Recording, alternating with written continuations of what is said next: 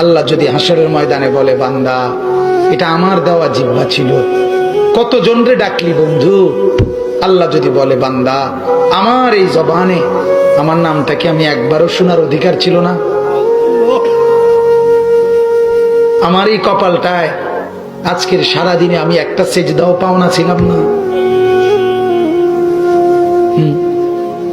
আমার এই কানটায় আমি আল্লাহকে একটা বারো আজানের আওয়াজটা শোনার হক আমি পাওনা ছিলাম না? কি বলবি যুবক? হ্যাঁ মুসলমান, কি বলবো? বলো না বাপ, কি বলবো?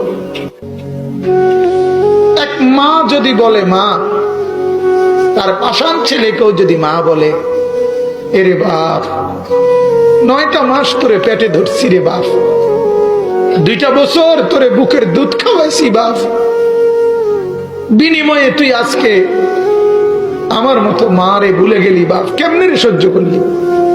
এই কথা বললে যত বড় পাষাণ ছেলেই হোক, সেও তো কিছুক্ষণের জন্য মাথাটা নোয়াই লাগবে।